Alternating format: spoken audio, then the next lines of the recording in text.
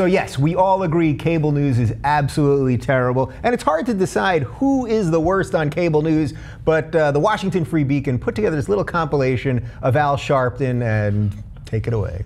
I don't think it's divided at all. It's not divided at all? Make some friends.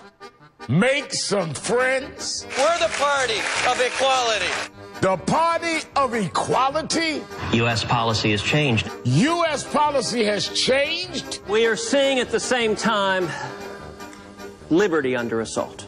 Liberty is under assault? The Democrats are feeling the heat. Democrats are feeling the heat? I didn't expect that was going to be my lifetime's work. He didn't expect it to be his lifetime's work? I think that will be the demise of our republic. The demise of our republic? I'm not for giving ducks and deer weapons to shoot back at me. Giving ducks and deer weapons to shoot back at you? What does that even mean? I think they're cooking the books on this. Cooking the books? In the way of the people's priorities. The people's priorities? Nor do I recall anyone believing that. He doesn't recall anyone believing that? Thank you for your question.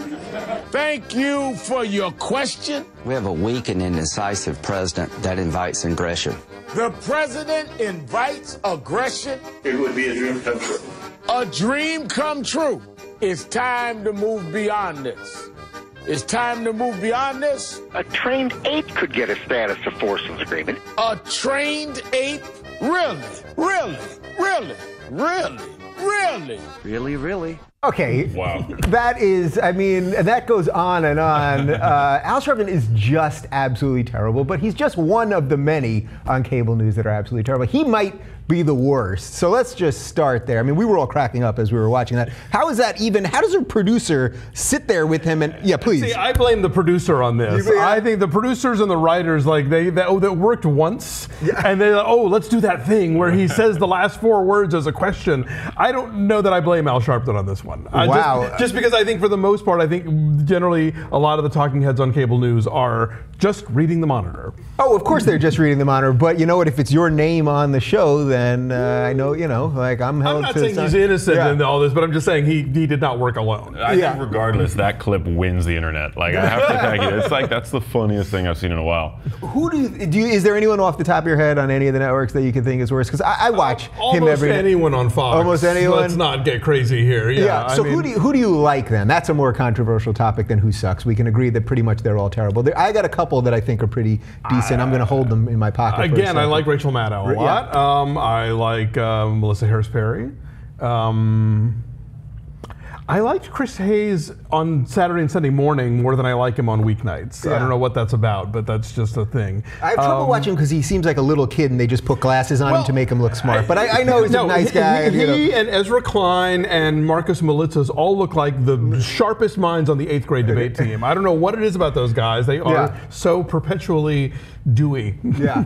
I'll give props to one guy on CNN, Jake Tapper. I actually think is a good reporter, and he does it good in the studio, and then he goes out in the field and does it. But do we give too much credit for all these people? And I say that with all due whatever, because I'm sitting here, we're online, but I'm doing the same thing. But do we put too much stock in that they really, at the end of the day, are just entertainers more than reporters? We've sort of got that. They're not really reporters, right? Right. Yeah. I think that their job is to make the perception that there is a commotion, because that's what draws viewers. Yeah. Where it just sort of like it activates our amygdala, which is like our emotional center, the fear center of the brain, because that's what people. That's what.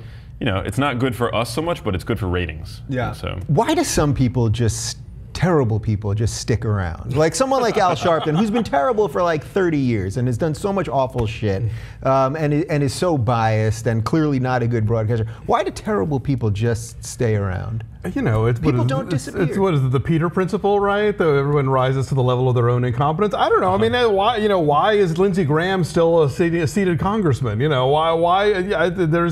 amazing the people who have failed to the top, and certainly cable news isn't any different. I think that I'm sure their Q ratings are good. They probably test market well, or they focus group or whatever. They solidly hit their demo of 39-year-old denture wearing retired tired. You know, some things I don't know. You got me. I just feel like when the cameras are rolling, the last thing you want to be is tepid and benign, especially on TV when time is money. Yeah. And so. Well, I do think that has a lot to do with it. That you're not going to get measured people that are going to show both sides because yes, then Huffington Post doesn't write about what they say, and everybody wants clicks. So then that inherently kind of destroys the truth.